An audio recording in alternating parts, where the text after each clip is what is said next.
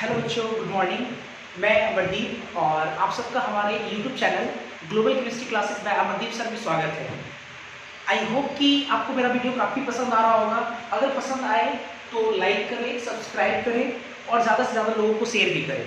तो इसी के साथ हम शुरुआत करते हैं। जैसा कि आप सब जानते हैं कि अभी हम लोग केमिकल काइनेटिक्स पढ़ रहे हैं। क्लास 12 फिजिकल केमिस्ट्री का केमिकल काइनेटिक्स चैप्टर चल रहा है और बहुत सारे बच्चों को जो मैंने असाइनमेंट का क्वेश्चन करने के लिए दिया था उसमें बहुत सारे क्वेश्चन जो है डाउट में आ रहा है। तो आज हम लोग इस पूरे क्लास में क्वेश्चन करेंगे, कोई थ्योरी नहीं पढ़ेंगे। जो बहुत सारे बच्चों को जो डाउट है वो क्लियर करेंगे और साथ ही साथ मैंने लास्ट क्लास में आपको फर्स्ट ऑर्डर रिएक्शन पढ़ाया था। तो फर्स्ट ऑर्डर रिएक्शन पे जो आपका असाइनमेंट में क्वेश्चन दिया हुआ है उस क्वेश्चन का आज डिस्कशन भी करेंगे हम लोग। तो इसी के साथ शुरुआत करते हैं। एक्सरसाइज फर्स्ट में क्वेश्चन नंबर 5, 7 और 9 तीन क्वेश्चन बच्चों का ये डाउट आ रहा है तीन क्वेश्चन में। तो पहले क्वेश्चन नंबर 5 देखेंगे। क्वेश्चन नंबर 5 देखो, जैसा कि मैंने यहाँ पे लिखा हुआ है at 25 degree Celsius temperature it was observe during a reaction of hydrogenation. During a reaction of hydrogenation मतलब एक रिएक्शन है हाइड्रोजनेशन का, ठीक है, जो कि 25 डिग्री सेल्सियस पे मिल रहा है या 25 डिग्री सेल्सियस पे हो रहा है। That the pressure of hydrogen gas decreases from 2 atm to 1.1 atm मतलब इन 75 मिनट्स। मतलब शुरुआत में प्रेशर 2 atm था और बाद में प्रेशर 1.1 atm हो जा रहा है इन 75 मिनट्स में। ये मेंशन किया हुआ है। तो आपसे बोला जाए calculate the rate of reaction in capital M पर सेकेंड, मतलब मोलरिटी पर सेकेंड में एक बार आपसे रेट ऑफ रिएक्शन पूछा and rate of reaction in terms of pressure. एक बार प्रेशर के टर्म्स में बताइए रेट ऑफ रिएक्शन, एक बार आप कंसंट्रेशन मोलरिटी पर सेकंड में आपको उसका रेट बताना है। चलो देखते हैं जरा। अच्छा, एक चीज बताओ कि प्रेशर को देखकर अंदाजा लगाओ कि ये जो हाइड्रोजनेशन रिएक्शन में जो प्रेशर डिक्रीज कर रहा है, लिखा हुआ साफ साफ pressure of hydrogen gas decreases from 2 atm to 1.1 atm। ठीक है, हाइड्रोजनेशन एक है ना रिएक्शन होता है। अब हाइड्रोजनेशन रिएक्शन है क्या, तो ये सब हम लोग डिटेल में ऑर्गेनिक केमिस्ट्री में पढ़ेंगे। लेकिन मैं थोड़ा सा बताता हूँ। हाइड्रोजनेशन का मतलब ये होता है कि हाइड्रोजन का ऐड होना। डीहाइड्रोजनेशन मतलब हाइड्रोजन का निकालना, सही है। तो हाइड्रोजन का ऐड होना, तो हमें रेट ऑफ रिएक्शन पूछा गया। तो देखो जरा अच्छे से, ये प्रेशर है 2 atm से 1.1 atm 75 मिनट में हो जा रहा है। तो जरा ऐसे देखते हैं, पहले इसको सॉल्व कैसे करेंगे देखेंगे। जैसे P इनिशियल, ठीक है, कितना दिया हुआ है 2 atm और P फाइनल ये कितना दिया हुआ आपका 1.1 atm, ठीक है। और 75 मिनट्स में मतलब जो डेल्टा T है ये कितना है 75 मिनट्स है, मतलब 75 × 60 सेकेंड, क्योंकि ये इनिशियल फाइनल के बीच का 75 मिनट से मतलब डेल्टा टी चेंज दे रहा है, ठीक है। इसके बाद देखते हैं जरा। अब नाउ हमको क्या करना है, रेट ऑफ रिएक्शन लिखना है। अब देखो, रेट ऑफ रिएक्शन लिखने के लिए पहले तो आपको रिएक्शन लिखना पड़ेगा। तो रिएक्शन में थोड़ा समझाता हूँ हाइड्रोजनेशन रिएक्शन के लिए कि जो अनसैचुरेटेड कंपाउंड होता है, या आप ऐसे याद रखो एल्कीन जो होता है C2H4, ये आपका एल्कीन में ये इथीन है, ठीक है। ये हाइड्रोजन के साथ जब इसका रिएक्शन कराते हैं इन प्रेजेंस ऑफ प्लेटिनम या प्लेडियम या निकेल या रॉन निकेल वगैरह, जो भी कोई भी मेटल ले सकते हैं, प्लेटिनम प्लेटिनम या निकेल, तो इसके प्रेजेंस में H2 इसके साथ ऐड होता है और ऐड होकर क्या बना देगा C2H6। ये इसी रिएक्शन को हम बोलते हैं हाइड्रोजिनेशन रिएक्शन। हाइड्रोजनेशन रिएक्शन, यही आपका हाइड्रोजनेशन रिएक्शन। हाइड्रोजन का ऐड होना, हाइड्रोजनेशन। हाइड्रोजन किस पे ऐड होगा, हमेशा याद रखो अनसैचुरेटेड कंपाउंड में, तो कोई भी अनसैचुरेटेड कंपाउंड में हाइड्रोजन ऐड होगा। तो चलो ठीक है, इस पे ये लिखिए, ये हाइड्रोजनेशन रिएक्शन, ठीक है। इथीन इस पे ऐड करा। चलो इसके बाद देखते हैं जरा। अब अगर हमको रेट ऑफ रिएक्शन लिखना है, अगर जरा देखते हैं हम लोग, क्या हम लोग रेट ऑफ रिएक्शन, ठीक है, रेट ऑफ रिएक्शन हमको हाइड्रोजन की डिसअपियरेंस के टर्म्स में लिखना है। तो कितना लिखेंगे हम लोग, कोएफिशिएंट 1 है तो माइनस डेल्टा H2 के concentration divided by delta T, यही लिखेंगे हम लोग, माइनस डेल्टा H2 का concentration divided by delta T. ठीक है, ऐसे भी लिख सकते हो, पढ़े भी ऐसे रेट ऑफ रिएक्शन। अब देखो क्या है कि ये H2 का कंसंट्रेशन है, लेकिन H2 का ये जो दिया हुआ है, ये दोनों पी इनिशियल पी फाइनल, ये H2 गैस का दिया हुआ है, H2 गैस का दिया हुआ है, तो ये तो प्रेशर दिया हुआ है, हमको चाहिए कंसंट्रेशन के टर्म्स में। तो इसको फिलहाल अभी आप इक्वेशन फर्स्ट मान कर रखे हो, ठीक है। अब आते हैं, ये जो पूरा रिएक्शन है, तो वो इथीन भी गैस होता है, हाइड्रोजन भी गैस है, इथेन भी गैस है। तो हम लोग पढ़े हैं कि अगर कोई रिएक्शन, मान लो ये एक रिएक्शन है, एक कंटेनर में परफॉर्म कर रहा है, ऑब्वियसली गैसेस फेज रिएक्शन है, गैसेस फेज रिएक्शन है, तो ऑब्वियसली टेंपरेचर भी 25 degree Celsius, gases phase reaction में वॉल्यूम और टेंपरेचर क्या होता है, कांस्टेंट होता है, ठीक है। V and T are constant, volume और टेंपरेचर क्या होगा, कांस्टेंट होगा। तो चलो देखते हैं जरा, अगर मान लो कि सारे गैस आइडियल गैस इक्वेशन को फॉलो करता है, तो फ्रॉम आइडियल गैस इक्वेशन से हाइड्रोजन गैस के लगा रहे हैं, तो P बराबर लिखेंगे हम लोग nRT, तो या P बराबर हम लोग लिख सकते हैं N/V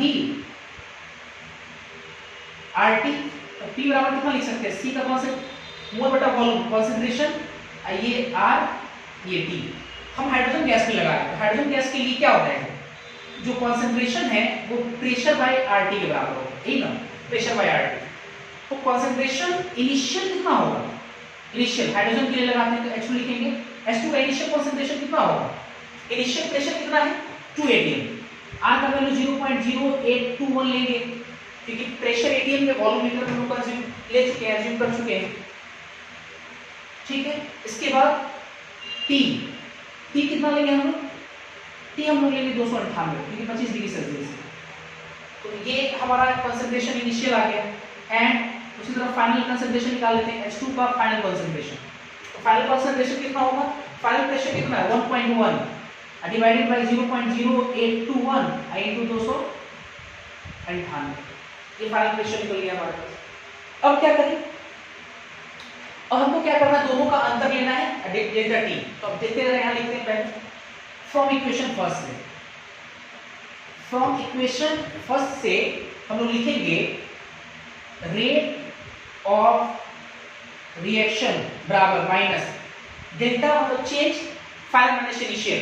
तो फाइनल आपका ये है, इनिशियल ये है, दोनों को जब आप डिफरेंस लोगे तो 0.821 298 दोनों कॉमन हो जाएगा, तो है ना, फाइनल में से इनिशियल घटाएंगे, फाइनल छोटा है इनिशियल ज्यादा है, लेकिन बाहर वाला माइनस उसको कंपनसेट करेगा, प्लस हो जाएगा, तो घटाइएगा तो इस यहाँ पे टोटल डायरेक्टली 0.9 अपॉन 0.0821 into 298 आएगा। जब इसको आप सॉल्व कीजिएगा, सॉल्व करने पे आपका आंसर आ जाएगा, और आंसर आता है 8.12, सॉरी ये नहीं, रुक जाओ, ये तो change in concentration bye delta T, delta T का वैल्यू कितना, डेल्टा टी कितना दिया 75 into 60। तो इन जब सबको सॉल्व कीजिएगा, तो सॉल्व करने पे रेट ऑफ रिएक्शन आएगा 8.21, सर 8 पॉइंट आता है ना, 8.12 ऐसा करके आएगा, 10 के पावर -6 मोलरिटी पर सेकेंड, मोलरिटी पर सेकेंड में पूछा जा रहा था, तो ये आपका आंसर हो जाएगा पहला वाला पार्ट का, ए नंबर, ठीक है। Rate of reaction in terms of molarity पर सेकेंड, आप देख लीजिएगा आंसर, वो कैलकुलेशन करके आपका आंसर आ जाएगा। अच्छा बी पार्ट एक देख लेते हैं हम लोग, बी पार्ट यहाँ सॉल्व कर लेते हैं। बी आपसे बोल रहा है कि रेट ऑफ रिएक्शन निकालना इन टर्म्स ऑफ प्रेशर, तो प्रेशर के टर्म्स में हम लोग रेट ऑफ रिएक्शन कितना लिख सकते हैं, माइनस डेल्टा, मतलब पार्शियल प्रेशर ऑफ H2, मतलब पार्शियल प्रेशर ऑफ H2 का change divided by delta T, तो ये तो आराम से निकल जाएगा। फाइनल कितना है 1.1 और माइनस इनिशियल कितना है 2, अब बाय डेल्टा टी कितना दिया हुआ है, डेल्टा टी दिया हुआ मिनट में 75। अब ये सही, इसको जब सॉल्व करेंगे हम लोग, तो सॉल्व करके देखिएगा आपका आंसर आ जाएगा, ठीक है, वो माइनस माइनस तो प्लस हो जाएगा, आपका आंसर आएगा, हम सॉल्व नहीं करने जा रहे हैं, आंसर आएगा 0.012 atm, 0.012 0.012 यही आपका आंसर दिया हुआ है, ATM पर मिनट। हम डायरेक्ट आंसर लिख रहे हैं, आप मिला लीजिएगा। तो इस तरह से हम क्वेश्चन अप्रोच करेंगे, बनाएंगे इस तरह से। तो पहले आप इसको नोट करें, फिर अगला क्वेश्चन हम लोग देखते हैं।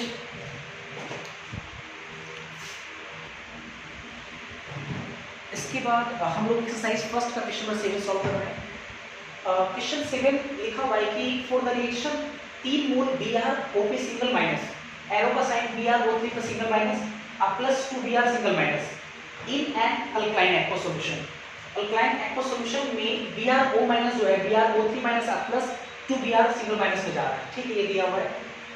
फिर आपसे कह रहा है कि the value of second order in BrO minus, मतलब BrO माइनस में या BrO माइनस के रिस्पेक्ट में जो ऑर्डर है वो कितना है, सेकेंड ऑर्डर है। फिर बोला जा रहा है rate constant at 80 degree Celsius in the rate log 4 minus delta BrO minus upon delta T was found to be 0.056 litre पर मोल पर सेकेंड। लीटर पर मोल पर सेकेंड ये रेट कांस्टेंट दिया हुआ है, लेकिन इसके रिस्पेक्ट रेट कांस्टेंट दिया हुआ है, ठीक है। तो आपसे बोला कि what is the rate constant when the rate log is written for BrO3 plus single minus by delta T और delta Br minus by delta T। मतलब इसके टर्म्स और इसके टर्म्स में अगर हम लिखते हैं रेट लॉ एक्सप्रेशन, तो इसके टर्म्स में रेट कांस्टेंट कितना होगा, इसके टर्म्स में रेट कांस्टेंट कितना होगा। तो पहले आइए हम पहले रिएक्शन लिखते हैं यहाँ पे, और यहाँ से सबसे पहले रिएक्शन लिखते हैं। तो 3 मोल Br ऊपर सिंगल माइनस, ये टूट करके अल्कलाइन के सॉल्यूशन में BrO3 पे single minus plus 2 Br single minus का फॉर्मेशन कर रहा है, ठीक। अगर हम रेट लॉ एक्सप्रेशन से लिखे फ्रॉम रेट लॉ, तो रेट लॉ से क्या लिख सकते हैं हम लोग, याद होगा आपको, रेट ऑफ रिएक्शन मतलब रेट बराबर K, रेट कांस्टेंट इस वाले रिएक्शन का इनटू रिएक्टेंट का कंसंट्रेशन के पावर उसका ऑर्डर, BrO माइनस के कंसंट्रेशन के पावर उसका ऑर्डर, ऑर्डर 3 नहीं ऑर्डर 2 सवाल में लिखा हुआ है, सेकेंड ऑर्डर के टर्म्स में। अच्छा, इसी चीज को अगर हमको लिखना है रेट ऑफ रिएक्शन, तो ये रेट ऑफ रिएक्शन ही है ना, तो रेट ऑफ रिएक्शन क्या हम लोग इसके डिसअपीयरेंस फॉर्मेशन के टर्म्स में लिख सकते हैं। तो अगर इसके डिसअपीयरेंस को कितना लिखेंगे, -1/3 डेल्टा, चलो डेल्टा के टर्म्स में लिखते हैं, डेल्टा एवरेज रेट के टर्म्स में Br ऊपर single minus by delta T बराबर, इसके टर्म्स में लिखेंगे तो Br मतलब डेल्टा BrO3 के single minus change concentration bye delta T, और इसके टर्म्स में लिखेंगे तो 1/2 delta Br minus by delta T, ऐसे हम लिख सकते हैं। फिर देखो जरा अच्छे से, ये K दिया हुआ, K दिया हुआ, ठीक है, इसको रहने देते हैं, ऐसे लिखो। अब देखो क्या है कि delta BrO minus by delta T minus में, इस फॉर्म में अगर हम लिखते हैं रेट ऑफ रिएक्शन को इस फॉर्म में, तो उस समय रेट कांस्टेंट कितना मिलता है, रेट कांस्टेंट 0.056। तो वो इन दोनों को थोड़ा सा लिखते हैं पहले इसको, ठीक है, इन दोनों का लिखते हैं। तो क्या लिख पाएंगे हम लोग, यहां से लिखते हैं ये K BrO पर सिंगल माइनस का कंसंट्रेशन का whole square minus 1/3 delta BrO पर single minus by delta T। तो माइनस डेल्टा BrO पर सिंगल माइनस डेल्टा T, तीन को उधर भेज देते हैं, तो कितना हो जाएगा, डेल्टा माइनस में BrO minus by delta T बराबर 3 से गुना होगा, तो ये 3 × K और BrO माइनस कंसंट्रेशन के पावर 2, ये आ जाएगा, सही, 3 से मल्टीप्लाई हो गया। अच्छा, ये आपका क्या है, इस टर्म्स में लिखते हैं, तो minus delta BrO minus by delta T, तब रेट कांस्टेंट आपको 0.056 मिलता है। मतलब कि 3K जो है यहाँ 3K, ये बराबर कितना है, क्योंकि ये पूरा तो कांस्टेंट है, इसको रेट कांस्टेंट बोलेंगे 3K, और 3K का वैल्यू कितना है, 0.056 है, 0.056 लीटर जो भी हो पर मोल और पर सेकेंड। लेकिन हमको K चाहिए, पहले K निकाल लेते हैं, तो K बराबर कितना होगा, 0.056 अपॉन 3, ये लीटर पर मोल पर सेकेंड, ठीक है, 0.056/3, और इसको हम डिवाइड करेंगे तो 0.03 एकम 3, और उसके बाद कितना हो जाएगा, 2 26 है, तो 26 है तो 8 3 24 फिर 20 तो 3 6 18 0.0186 ये इसका के वैल्यू है। ये आंसर नहीं है, अभी इसका के वैल्यू निकालना। रियलिटी में के कितना है, के निकल गया। जब के निकल गया तो अब आपसे क्वेश्चन पूछ रहा है ना कि अगर हम रेट को इसके टर्म्स में लिखते हैं, देखो बढ़िया सवाल, एक नंबर इसके टर्म्स में लिखेंगे तो उसमें रेट कांस्टेंट कितना होगा। चलो लिखते हैं, इसके टर्म्स में लिखते हैं। तो इसके टर्म्स में लिखेंगे तो इस बार हम क्या करेंगे, इन दोनों को इक्वेट करेंगे। इन दोनों को इक्वेट करते हैं, तो इन दोनों को इक्वेट करेंगे तो एक का तो आंसर हमको मिलेगा क्या, डेल्टा बी आर O3 के single minus by delta T. सीधा सीधा कितने बराबर हो जा रहा है, k into B R O minus के पावर 2 और k जो आप निकाले हैं वही कितना है 0.0186। ये आपका आंसर हो जाएगा पहला का। ठीक है, दूसरा आप लोग देख लेते हैं बी। आपसे बोल रहा है कि अगर इस टर्म्स में लिखेंगे delta B R minus by delta T तो आपको क्या करना पड़ेगा, इसको और इसको लेना पड़ेगा। इस टर्म्स में लिखेंगे तो जरा समझना है अच्छे से, इसको और इसको लिखते हैं तो कितना हो जाएगा। अगर हम लिखेंगे delta B R minus upon delta T तो ये 2 से मल्टीप्लाई हो जाएगा इसमें 2k और बी आर ओ माइनस का होल स्क्वायर 2k। तो 2k मिलकर किसका रेट कांस्टेंट कितना हो जाएगा, रेट कांस्टेंट आपसे पूछ रहा है तो 2k मिलकर कितना हो जाएगा, k पहले आपका कितना 0.0186 तो 2 इंटू 0.0186 ये आपका रेट कांस्टेंट, यही आपसे पूछ ही रहा है। तो ये सॉल्व करेंगे तो कितना हो जाएगा आपका, सॉल्व करेंगे 2 से गुणा करके 2 6 गुना 12 का 2 हासिल 1 8 गुना 16 1 7 17 हासिल 1 और 2 से मल्टीप्लाई 2 1 3 0.0372 372 है ना, ये इसका रेट कांस्टेंट, ये इसका आंसर होगा। आई होप कि आपको ये समझ में आ गया होगा। ठीक है, फिर इसके बाद हम लोग देखते हैं क्वेश्चन नंबर 9।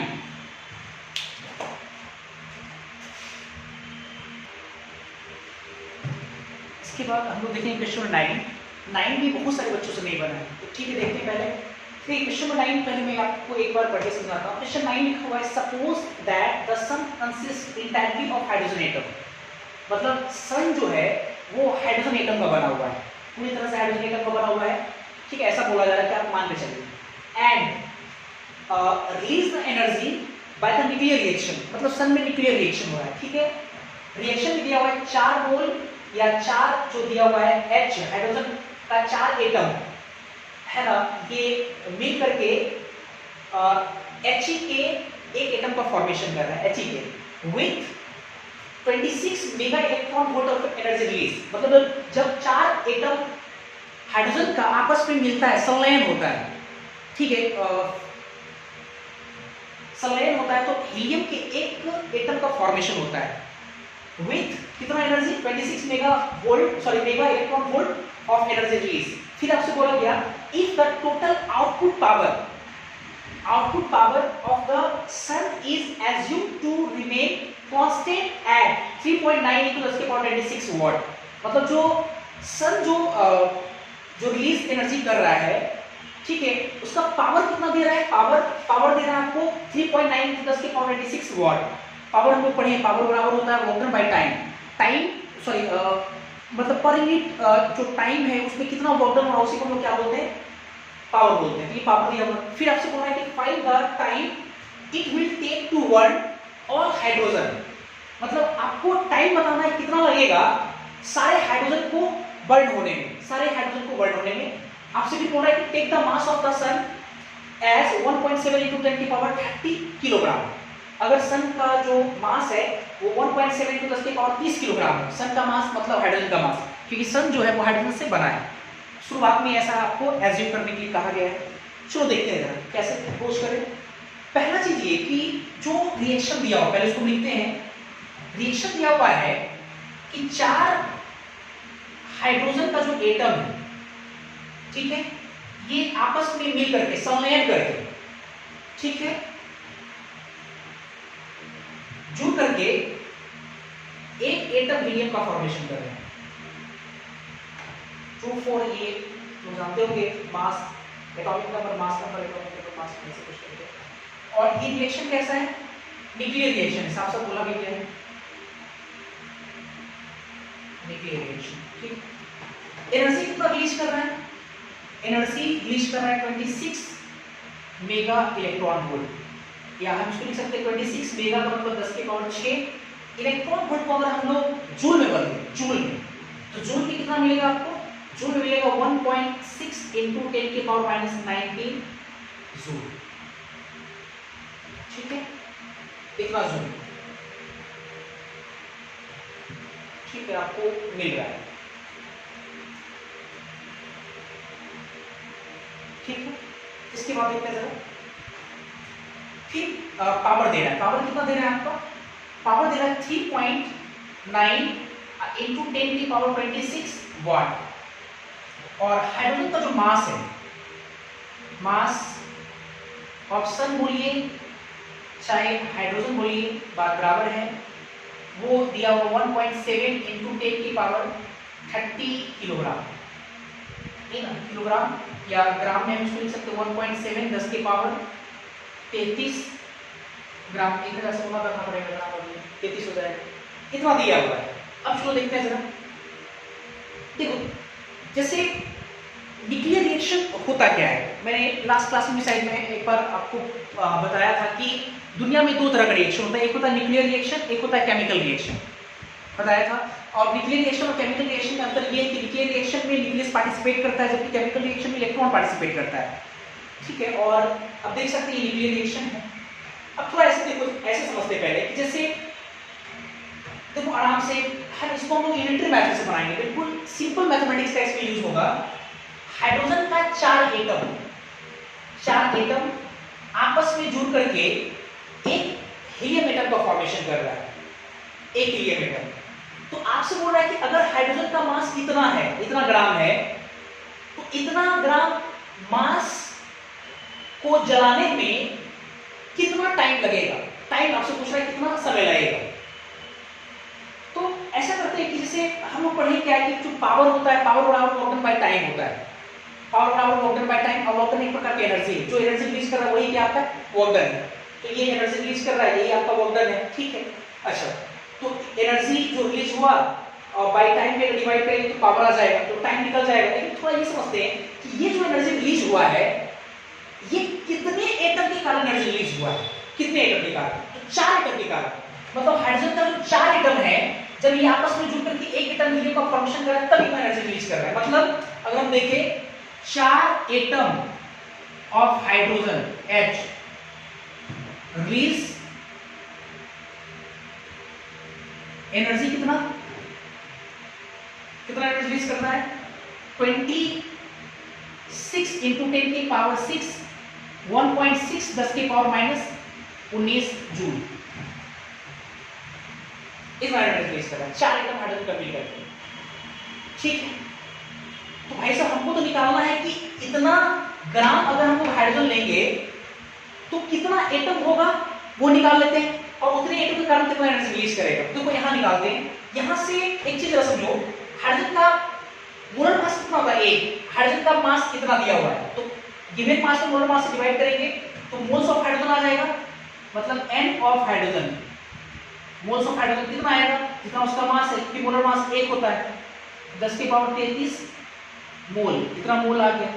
हमको एटम चाहिए, तो number of total hydrogen atom, number of hydrogen atom,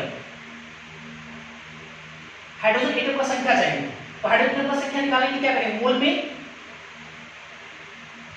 हम लोग एवोगाड्रो नंबर 6.022 10 की पावर 23 या 6 × 10 की पावर 23 से मल्टीप्लाई कर देते हैं, तो ये टोटल नंबर ऑफ एटम आ गया, हाइड्रोजन का संख्या आ गया। अब जरा अच्छे देखो, 4 एटम हाइड्रोजन जो है, बढ़िया से 4 हाइड्रोजन एटम इतना एनर्जी को रिलीज कर रहा है, तो हाइड्रोजन का एक एटम कितना एनर्जी को रिलीज करेगा? हाइड्रोजन का एक एटम कितना रिलीज करेगा? 26 इंटू 10 की पावर 6 1.6 10 की पावर माइनस 19 डिवाइडेड बाय 4 तो इतना एटम कितना एनर्जी रिलीज करेगा? इसलिए यूनिटरी मेथड से देखो 1.7 इंटू 10 की power 33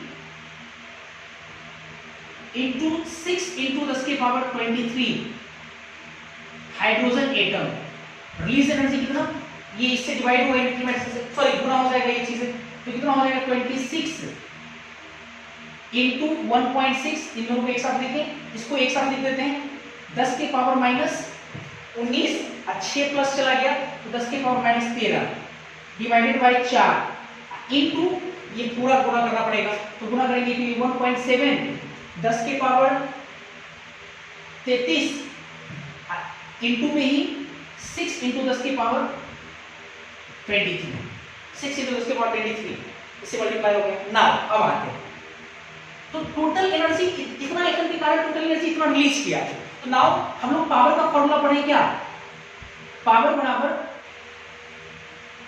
work done by time, तो हमको टाइम निकालना है, टाइम निकालेंगे तो टाइम बराबर क्या हो जाएगा, वर्क डन मतलब energy by time, total energy कितना है अब निकालते हैं, टोटल एनर्जी तो यही है आपका पूरा, तो टोटल एनर्जी लेंगे 26 इंटू 1.6 10 के पावर माइनस 13 1.7 इंटू 10 के पावर 33 इंटू 6 इंटू 10 के पावर 23 डिवाइडेड बाई कितना है 4, ये 4 डिवाइडेड बाई इसके साथ का 4 पहले से लगा हुआ था यहाँ है ना, और सॉरी टाइम नहीं है, पावर होना चाहिए, पावर को किसी पावर पावर से डिवाइड करेंगे तो पावर कितना है 3.9 10 के पावर 26, तो यहाँ पे जब नीचे डिवाइड करें तो 4 के साथ मल्टीप्लाई हो जाएगा कितना 3.9 10 के पावर 26, आप इसको सॉल्व करो टाइम आपका सेकंड में आ जाएगा, आंसर देख करके मैं बता रहा हूँ कि आंसर जो आपका आएगा वो 8/3 मतलब 2.17 करके आता है, 2.72 वगैरह आ जाएगा है ना, 2.72 इंटू 10 के पावर 18 सेकेंड, इसका आंसर आएगा टाइम का वैल्यू आएगा 2.72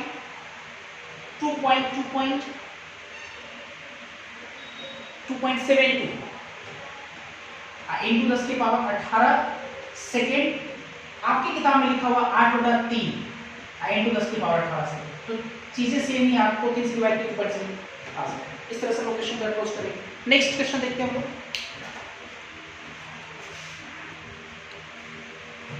इसके बाद हम लोग फर्स्ट ऑर्डर रिएक्शंस के सवाल करेंगे, और फर्स्ट ऑर्डर रिएक्शन का 2 सवालों में लिया 16 और 18, ठीक है। क्वेश्चन 16 पहले सॉल्व करके फिर 18 देखेंगे।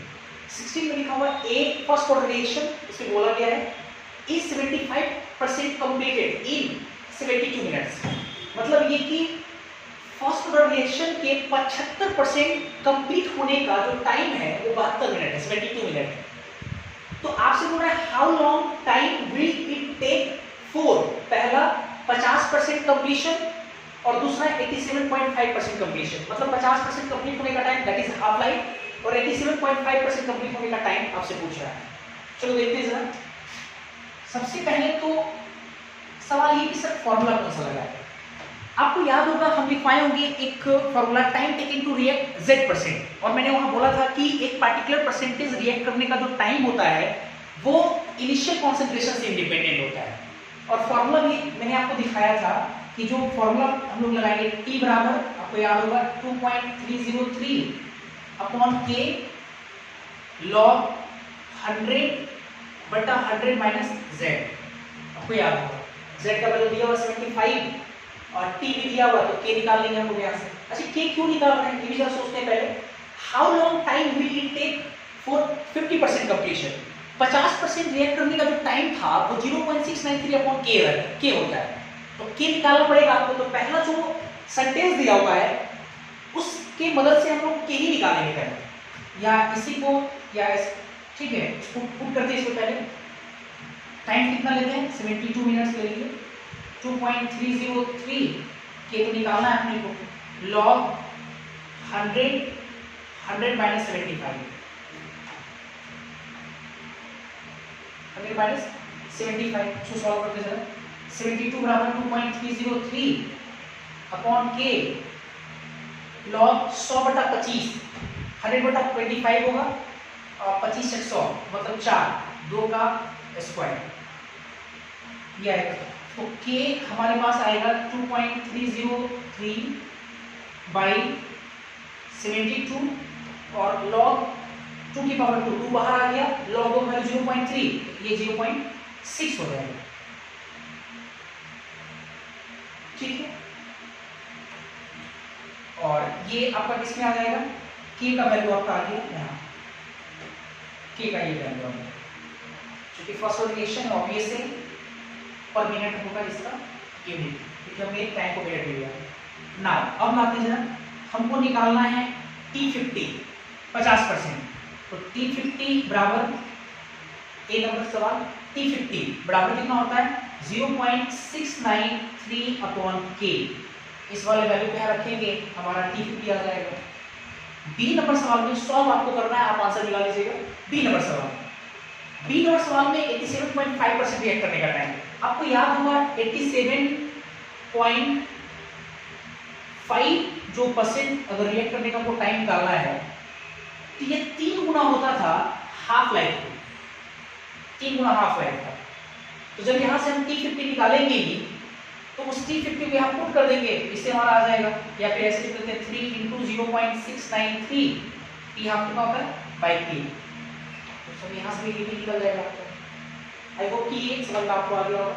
इसके बाद नेक्स्ट चलते हैं 18 नंबर से। जो बच्चे CBSE बोर्ड के हैं या ICSE बोर्ड के हैं, है ना, इस तरह का सवाल आता है प्रूफ करने के लिए कि इतना परसेंट रिएक्ट करने का टाइम जो होता है हाफ लाइफ का इतना होता है, 4 गुना होता है, 10 गुना होता है, 15 गुना होता है, ये पूछा जाता है आपके एग्जाम में। कई बार हम लोग जब चेक करते हैं पिछली ईयर जो पूछा गया सवाल, तो उसमें इस तरह का क्वेश्चन कॉमन मिलता है, तो काफ़ी इंपॉर्टेंट है, हम लोग देखेंगे। हालांकि इस तरह का पैटर्न हम पढ़ा भी चुके हैं।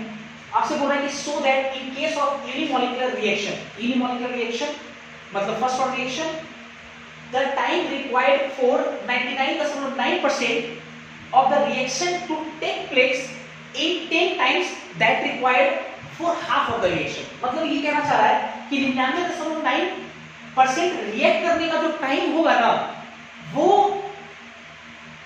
हाफ लाइफ का 10 गुना होगा, ये साबित करना है। मतलब हमको साबित क्या करना है, प्रूव दैट क्या करना है, यहाँ लिखते हैं जरा, हमको प्रूव दैट करना है T 99.9 बराबर प्रूफ करना है 10 गुना T हाफ, ये प्रूफ करना है। सही है, चलो देखते हैं पहले कैसे आएगा। अच्छा, इफ अगर कंज्यूम अमाउंट कितना 99.9%, मतलब x का वैल्यू कितना होना चाहिए 99.9 वैल्यू हो, 99.9 इतना परसेंट है ना रिक्वायर्ड, मतलब टूट जाए, मतलब हाफ टूटे तो a/2 लिखते थे, अब लेकिन यहाँ पे कितना बोला जा रहा है 99.9%, मतलब सॉरी इतना नहीं, मतलब 0.999 a है ना, कंज्यूम अमाउंट x बराबर कितना 0.999 a। आपको याद होगा कि हम लोग हाफ लाइफ के लिए लेते थे 0.5 है, तो इतना परसेंट के लिए कितना हो रहा है 0.99 a। तब जाकर के जो टाइम होगा देन t जो होगा टाइम, वो आपका T99.9 वाला टाइम कहलाएगा। क्लियर है ना। अब इक्वेशन हम लोग जो पढ़े जनरल इक्वेशन उसमें लगाते हैं, तो हम लोग पढ़ेंगे कौन सा फॉर्मूला T बराबर, तो T चूंकि हम लोग पढ़ेंगे T बराबर कितना 2.303 अपॉन k log a बटा a माइनस x, कितना पढ़े हम लोग T जब 99.9 लेंगे तो T 99.9 कब होगा जब x का वैल्यू कितना होगा 99.9 a बटा a माइनस 0.999 कितना हो जाएगा, है ना, कितना हो जाएगा। अब सॉल्व करते हैं सूत्र, ये 2.303 अपॉन k लॉग एक में से 0.999 घटाएंगे, एक में से अगर 0.999 घटाएंगे तो कितना आएगा। अब ये से एक है 0.999 घटाया, एक 10 में से हो गया 8, ये 9 में से हो गया 0, और ये आपका कितना रहेगा 9 में से 9 गया तो 10 में से 9 गया तो सॉरी 10 में से 9 गया 1 होगा, 10 में से 9 गया 1, ये 9 में से 9 गया 0 और ये कितना हो जाएगा 9, तो 9 में से 9 गया तो 0, मतलब 0.001 आएगा, 0.001 ए ना। देखते हैं जरा 0.001 ए आएगा, ए तो कैंसिल हो गया, इसका मतलब 1/0.001 आएगा, ये ना यार ठीक 0.001। इसके बाद 2.303 बटा के और दशमलव हटा के ऊपर में 1000 चला गया, तो 10 के पावर कितना हो जाएगा 3, 10 के पावर 3 हो जाएगा, 10 के पावर 3 बाहर आ गया और log 10 का वैल्यू 1। तो चलो मेरे पास तो इतना आया दोस्तों। अब देखते हैं थोड़ा और काम करना पड़ेगा, यहाँ देखते हैं तो T99.9 है वो बराबर हमारे पास आ रहा है 2.303 बाई के ठीक। हमको साबित करना है हाफ लाइफ के इतना होता है, तो एक चीज बताओ अपने मन से क्या करते हैं कि सॉरी 3 यहाँ पहले चलिए मेरे को 0. T हाफ का फॉर्मूला होता है 0.693 अपॉन के, तो क्यों ना हम 0.3 से ऊपर मल्टीप्लाई करें और उसके एवज में नीचे मल्टीप्लाई करें, और ये सब 0.3 को इसके साथ गुना करोगे इन दोनों को, तो ये तुम्हारा 0.693 आएगा अपॉन के आ जाएगा, बस क्या जाएगा 3/0.3, दशमलव हटा के मतलब 10 आ जाएगा, दशमलव हटाएंगे है ना, यहाँ 10 0 आ जाएगा, 3 9 के 10, 3 9 के 30, तो ये इसकी जगह कितना लिख सकते हैं टी हाफ, तो इसका मतलब देखो 10 गुना टी हाफ आ गया, टी 99.9% जो रिएक्ट करने का टाइम है वो हाफ लाइफ का 10 गुना आ रहा है, ये आपसे साबित करने की पूछ रहा हूँ। तो आप पहले शुरू करें, एक दो क्वेश्चन और फिर देखेंगे।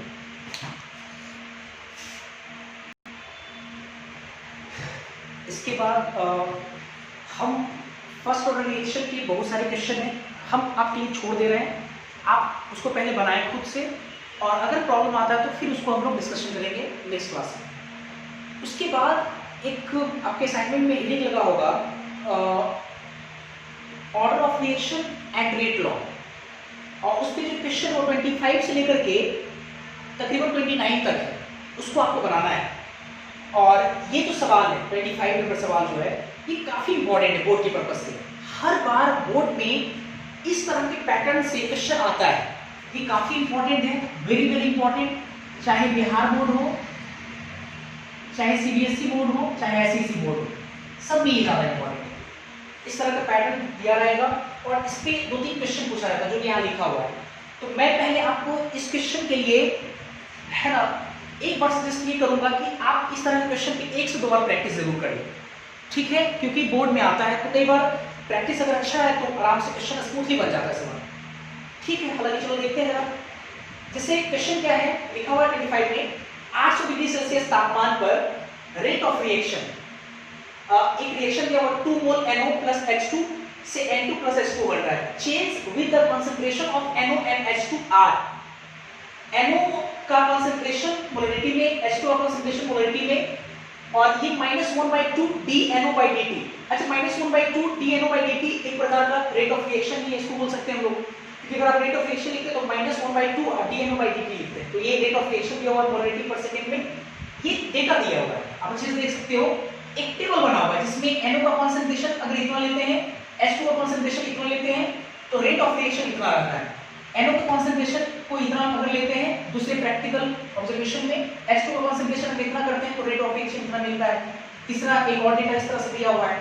और इसके बाद इन सारे डेटा के आधार पे आपसे 3 क्वेश्चन पूछता है। पहला क्वेश्चन ये, what is the order of this reaction, मतलब इस रिएक्शन का ऑर्डर क्या होगा, क्लियर है। और दूसरा पूछा जा रहा है कि what is the rate equation for the reaction, इस रिएक्शन का रेट इक्वेशन लिखिए, मतलब रेट इक्वेशन मतलब रेट लॉ। और तीसरा बोला जा रहा है कि what is the rate when, जब H2 का कंसंट्रेशन इतना हो और NO का कंसंट्रेशन इतना हो तो रेट कितना होगा। ये एक सवाल इस तरह से आपको मिला है करने के लिए। अब देखो क्या करते हैं, सबसे पहले कि इस तरह के सवाल में सबसे पहले तो आप क्या कीजिए, रिएक्शन को लिखिए। जो रिएक्शन दिया हुआ पहले रिएक्शन लिखते हैं, 2 मोल NO प्लस H2 से N2 प्लस H2, ये दिया हुआ, ठीक है। अब इस रिएक्शन के अकॉर्डिंग रेट लॉ लिखते हैं। From rate law, rate law लिखेंगे क्या, रेट बराबर कांस्टेंट के, ये NO का कॉन्सेंट्रेशन के पावर कितना, 2 नहीं, क्योंकि एलिमेंट्री बिल्कुल नहीं है, इस बोला भी नहीं जा रहा है, और आपको निकालना ही अगर एलिमेंट्री रहता तो इतना डेटा देने की जरूरत नहीं था, वो 2 1 3 आउट ऑफ फ्रैक्शन हो जाता। तो NO के पावर x इनटू H2 के कॉन्सेंट्रेशन के पावर y, ठीक है, ये आपका रेट लॉ है। अब क्या करेंगे, अगर हम x और y निकाल लिए, x और y, तो दोनों को जोड़ेंगे तो ऑर्डर ऑफ रिएक्शन निकल जाएगा, जो कि मेरा पहला सवाल है। अब x और y कैसे निकलेगा, तो x और y को कैसे निकलेगा, NO का कॉन्सेंट्रेशन दिया हुआ है, H2 का कॉन्सेंट्रेशन दिया हुआ है, और फिर रेट दिया हुआ है, ये रेट, ये आपका रेट ही है, इसको लोग रेट कह सकते हैं, आपको याद होगा प्रीवियस क्लास में पढ़ाया हुआ रेट एक तरह का। अच्छा, ये रेट है, तो rate NO concentration H2 concentration एक बार रखेंगे ये, फिर दूसरा जो सेकंड ऑब्जर्वेशन है उसमें कॉन्सेंट्रेशन अगर ये लेते हैं तो उसका रेट कितना हो जाता है, फिर एक और इक्वेशन आएगा, फिर उसके बाद बदलते हैं तो फिर एक और इक्वेशन आएगा, और वो सारे इक्वेशन का इस्तेमाल करके यूज करके हम लोग क्या करेंगे, x और y को निकालने में एफर्ट लगाएंगे।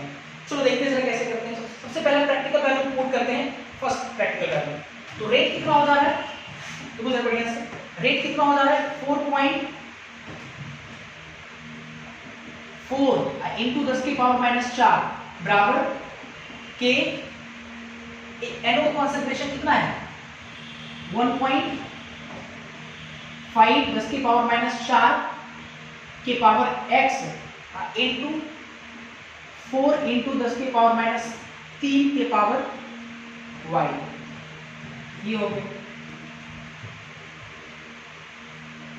है ना। जो पहला ऑब्जर्वेशन, जो प्रैक्टिकल ऑब्जर्वेशन उसको भरे थे, इतना है। फिर सेकेंड इसी तरह से हम लोग बढ़ रहे हैं।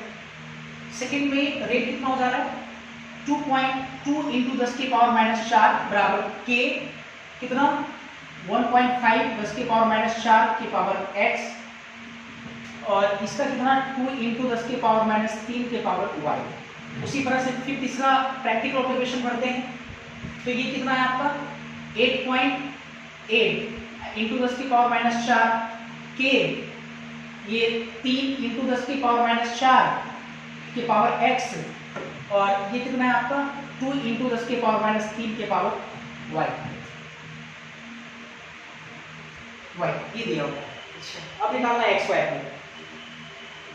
देखो क्या करते हैं हम, क्या किए कि ये जो रेट लो है इसका सहारा लेकर के रेट NO और H2 का कंसंट्रेशन रखे, अलग अलग NO और H2 कंसंट्रेशन दिए, रेट अलग अलग है, तो हम 3 प्रैक्टिकल वैल्यू को भरे इसमें, और 3 इक्वेशन हमारे पास आया, equation first, equation 2, equation third.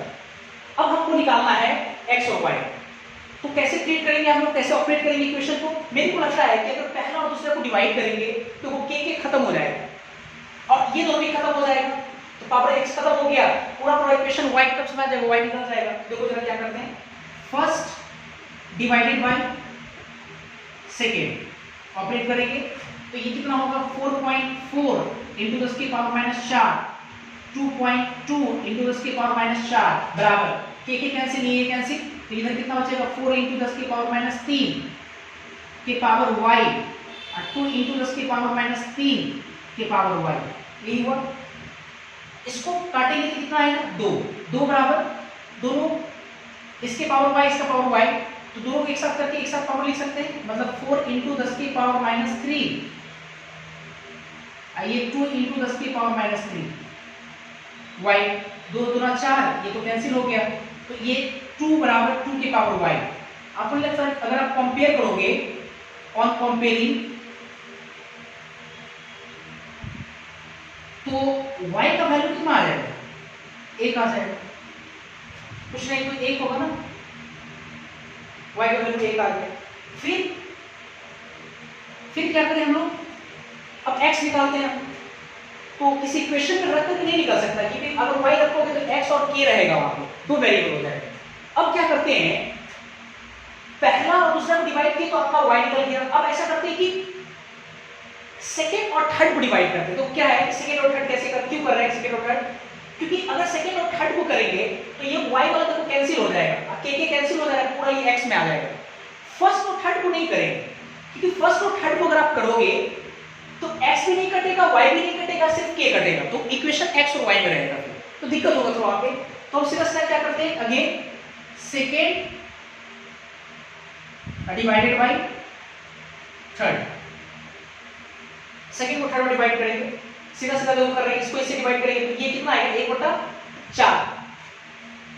हम देखो बराबर लिख रहे हैं, 1/4 बराबर k कैंसिल, ये दोनों कैंसिल, ये 1.5 into 10 के पावर -4, ये 3 into 10 के पावर -4, एक साथ लिखेंगे पावर में कितना हो जाएगा, एक साथ अगर लिखेंगे तो ये आएगा हमारे पास 1.5/3 के पावर x, यही आएगा अपने पास।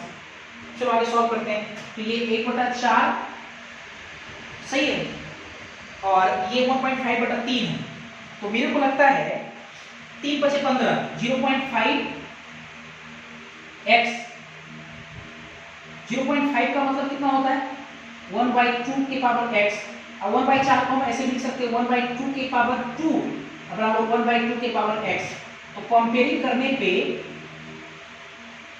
और कंपेयर करने पे देखो x कितना आ गया, 2 के बराबर आ गया।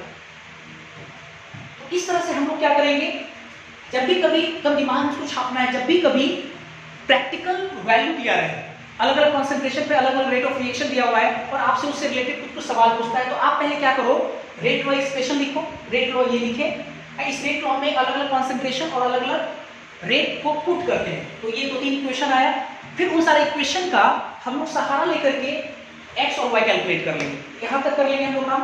अब लाते हैं जरा, तो x हमारे पास आया 2 और y हमारे पास कितना आया 1, y 1 आया।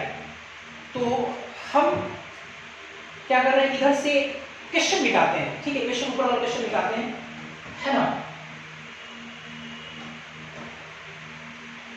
क्वेश्चन मिटाएं या ऐसे करते हैं, ये वाला पूरा मिटाते हैं इधर। आप इसको वीडियो को पॉज करके पहले आप नोट कर लो, है ना, ये मैं मिटा रहा हूँ, नेक्स्ट क्वेश्चन सॉल्व करते हैं।